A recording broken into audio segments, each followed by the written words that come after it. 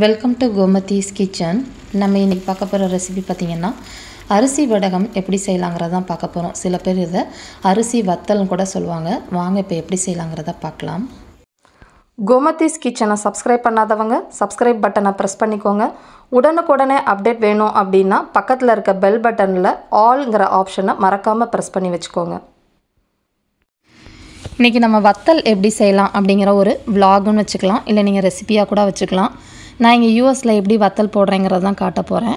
இங்க பாத்தீங்கன்னா நான் இன்னைக்கு நம்ம ஓட்டு வத்தல் மாதிரி தான் செய்ய போறோம். அதுக்கு புழுங்கல் அரிசி, இட்லி அரிசியை 5 கப் அளவுக்கு அரிசியும் 1 கப் அளவுக்கு ஜவ்வரிசியும் எடுத்துட்டு நைட்டே ஊற வச்சிட்டேன். இப்போ காலையில ஃபர்ஸ்ட் நம்ம கிரைண்டர்ல ஜவ்வரிசியை போட்டு நைஸா அரைச்சிடுவோம். நல்லா அரைஞ்சதுக்கு அப்புறமா அதிலேயே நம்ம அரிசியும் போட்டு அரைச்சிரலாம். இந்த மாதிரி நீங்க புழுங்கல் அரிசில வத்தல் செஞ்சீங்க அப்படினா இப்ப நான் அரிசியை போட்டுட்டேன். அந்த வத்தல் பாத்தீங்கன்னா கலர் தான் கொஞ்சம் கம்மியா இருக்கும். பட் பச்சை அரிசியோட டேஸ்ட் சூப்பரா இருக்கும். இதுக்கு ஒரு மசால் மாதிரி அரைச்சுக்கணும். காரத்துக்கும் அந்த வாசனைக்கும் 1.5 டேபிள்ஸ்பூன் அளவுக்கு சீரகம் சேர்த்திருக்கேன். ஒரு 12 பச்சை மிளகாய் சேர்த்திருக்கேன். நீங்க காரத்துக்கு ஏத்த மாதிரி சேர்த்துக்கோங்க. சேர்த்துட்டு 2 டேபிள்ஸ்பூன் அளவுக்கு தேவையான அளவு உப்பு, கல் உப்பு சேர்த்திருக்கேன். தேவைப்பட்டா நம்ம பின்னாடி கூட சேர்த்துக்கலாம். இத நீங்க நல்லா நைஸா கொரகொரன்னு அரைச்சு பவுடரா அரைச்சு எடுத்துட்டு வந்துருங்க. இத மிக்ஸில ஏன் அரைக்கிறேன் அப்படினா நம்ம முறுக்கு குழல்ல சம்டைம்ஸ் மாட்டிக்கும். கிரைண்டர்ல ஒழுங்கா அரைப்படல அப்படினா அதனால ஃபர்ஸ்ட் இந்த மாதிரி அரைச்சிட்டு அரைச்சத நம்ம கிரைண்டர்ல அரைச்சிக்கிட்டு இருக்க மாவோட சேர்த்துட்டோம்னா இன்னும் நல்லா அரைப்பட்ரும். நம்ம சாப்பிட்றப்ப சரி பசங்களுக்கும் அந்த வாயில மாட்டாது. பசங்க நல்லா விருப்பப்பட்டு சாப்பிடுவாங்க. நல்லா அரைச்சிட்டு இந்த மாதிரி தண்ணியா மாவை கரைச்சி ரெடி பண்ணிக்கோங்க. ரொம்ப திக்கா நம்ம இட்லி தோசை மாவு மாதிரி கரைச்சி எடுத்துக்கிட்டோம் அப்படினா மாவு ஊத்துனோனே நமக்கு கட்டி பற்றும், கிளற முடியாது. இந்த மாதிரி அடிகனமான பாத்திரமா எடுத்துக்கோங்க. குக்கர் பாத்திரம். இது என்னோட பிரியாணி பாத்திரம். நிறைய பேர் வந்தா செய்யிறதுக்காக வாங்கி வச்சிருக்கேன். அதனால அதுல 2 லிட்டர் தண்ணி ஊத்தி கொதிக்க வச்சிருக்கேன். இது பாத்தீங்கன்னா கிச்சன் பிரஸ்ல நமக்கு இந்த 3 ஓட்டை குழல் இந்த மாதிரி இருக்கும். அதை எடுத்துக்கலாம். நம்ம முறுக்கு குழல், அலுமினிய குழல், பித்தளை குழல்லாம் பாத்தீங்கன்னா நம்ம நார்மல் முறுக்கு தேன் குழல் செய்யற முறுக்கு இருக்கும் இல்லையா, அந்த ஷேப்ல நம்ம எடுத்துக்கலாம். அதுவும் நல்லா இருக்கும். தண்ணி இந்த மாதிரி கொதிச்சதுக்கு அப்புறமா தான் அரைச்ச மாவை சேர்க்கணும்.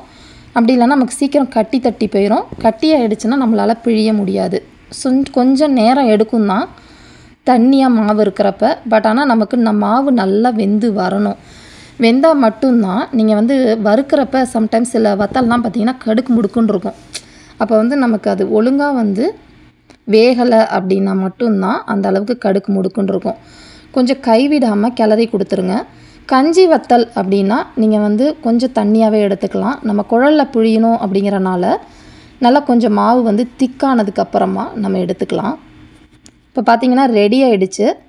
ரெடியான மாவு நம்ம சூட்டோட சூடா புழிய முடியாது. ஏனா கையில எடுத்து குழல்ல போட முடியாது இல்லையா. அதனால இது கொஞ்ச நேரம் ஆறட்டும். ஆறுச்சு அப்படினா இன்னுமே உங்களுக்கு நல்லா கெட்டியாயிரும் மாவு. இப்ப பார்க்கிறது கொஞ்சம் குழகுழப்பா இருக்கும். இன்னும் கொஞ்சம் கெட்டியாயிடும். நமக்கு புழியறதுக்கும் ஈஸியா இருக்கும். இது கொஞ்ச நேரம் ஆறுனதுக்கு அப்புறமா எப்படி பிழியறாங்கறத பாப்போம். இந்த மாதிரி கொஞ்சம் பாலிஸ்டர் துணியா எடுத்துக்கிட்டீங்க அப்படினா, கலர் போகாத துணியா எடுத்துக்கிட்டீங்கன்னா எடுக்கிறதுக்கு நமக்கு ஈஸியா வந்துரும்.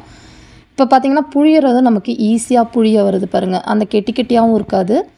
நம்ம இன்னொரு வீடியோல தக்காளி வத்தல், பூண்டு வத்தல், கஞ்சி வத்தல், அந்த பழைய சாதத்து வத்தல்மாங்க, அது ரொம்ப நல்லா இருக்கும். அதெல்லாம் அடுத்தடுத்த வீடியோல நான் எப்படி பண்றேங்கறத பாப்போம். கீழ பாத்தீங்கன்னா கொஞ்சம் மாவு கெட்டியான மாதிரி இருக்கும். அந்த மாவு தூக்கி போட்ற வேண்டாம். அதை எடுத்துட்டு நல்லா கரண்டியை வச்சு எடுத்துட்டு அதுக்கு அப்புறம் கிள்ளு வத்தல் மாதிரி போட்டுட்டீங்க அப்படினா அது வறுத்து சாப்பிட்றதுக்கு ரொம்பவே டேஸ்டா இருக்கும். அதனால அந்த மாவையும் வேஸ்ட் பண்ணிடாதீங்க. இப்ப பாத்தீங்கன்னா தெரியும் வத்தல் எவ்வளவு அழகா முறுக்கு மாதிரி வந்திருக்குன்னு தெரியும். இது ஒரே நாள் தான். இப்ப நான் பிழிஞ்சு வரதுக்குள்ள 8:30 ஆயிடுச்சு மணி.